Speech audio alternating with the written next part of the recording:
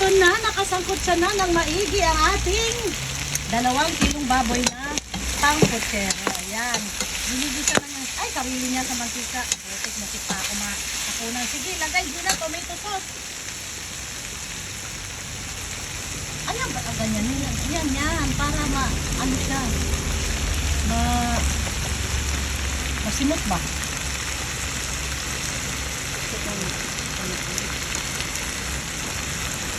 Simutin mo, Gina.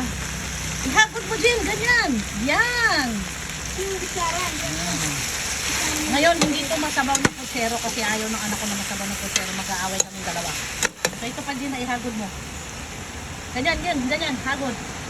Now, igisa lang natin ng konti ang tomato sauce para mas masarap, mas malinamnam.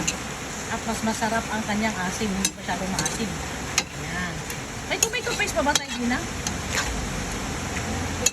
Yan. And then, maglalagay na tayo ng sabaw.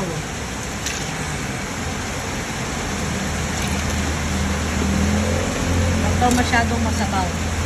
Gin, pahiwa ng repolyo, kalahati lang. Tugasan mo. Yan. Hayaan na natin kumulo. And then, ay! Patatas pala, Gin. Hindi ka pa ng patatas.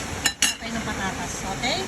I-simmer lang muna natin para kumulo. Pagkakulo, maglagay na tayo ng mga gulay-gulay. And now, hinalo na natin ang patatas. Ayan.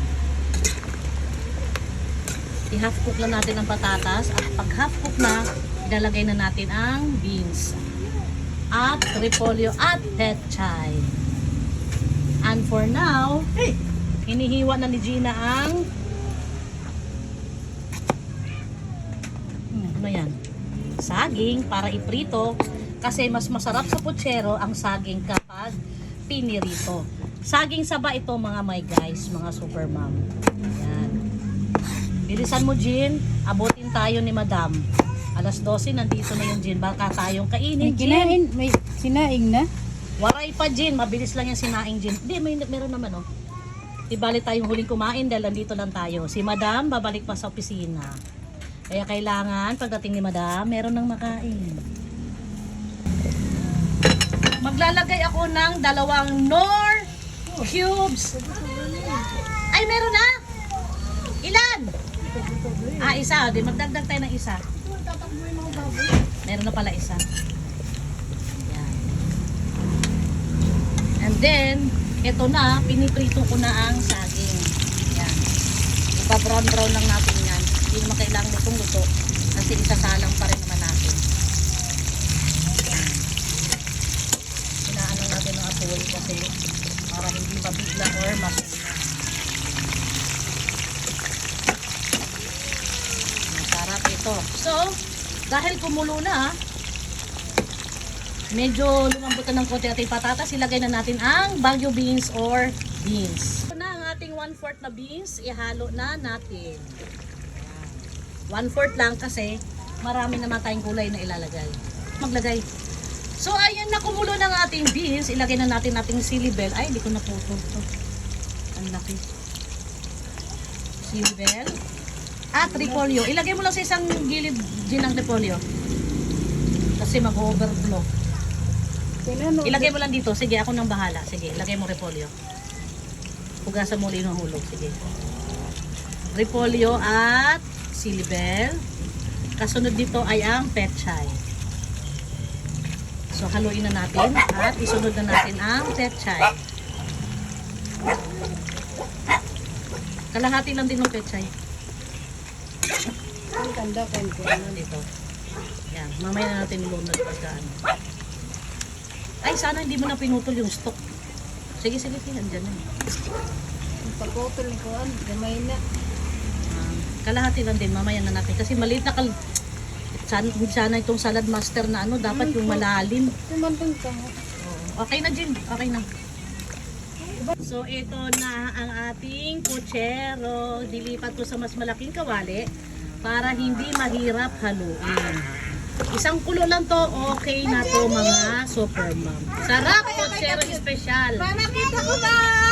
Walang istorbo kahit cute ka. Mama, kita ko. So, ang ating saging, luto na rin, ilipat na natin. Mami, bakit naman nakapulero? Ang yummy ka.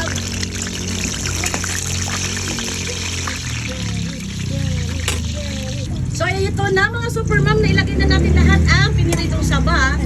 Hintayin lang natin ang matinding kulo ng ating sabaw at ito ay goods na, ready to eat na. So, hintayin na natin kumulo. Huwag nating takpan, ayaw kong takpan kasi malalabsa ang mga gulay. Ibaon lang natin ng konti o ipailalim natin ang saging para maglasa din ang ating sabaw. Bakit daw ang dami mo lagi niluto? Ha? Bakit daw ganun? Oo. Kasi sabi ko, isang dosena tayo dito sa bahay. Sobra pa sa isang dosena. So, tignan nyo guys, isang kawali yan na puchero, espesyal. So, hanggang gabi namin to na ulam guys. Tanghalian at dinner kasi nga sa gabi tamad na magluto at wala ng oras magluto. Kaya isang lutuan lang. Ayan ang hinahanap natin na kulo mga super mom. Kulong-kulo na siya. So, haluin ko lang one last halo para mag-equal ang distribute ng gulay, karne, at ng saging at patatas of course. Ayan. So, patayin na natin. Ready to eat na. Kainan na. Mga taong bayan dito sa bahay. Kain na. Luto na. Patayin. So, patayin na natin ang apoy at ma-overcook na. Sarap! Amoy pa lang gugutumin na kayo mga super mom. Inggit kayo na! The special puchero! Gina! Kain na! Gina!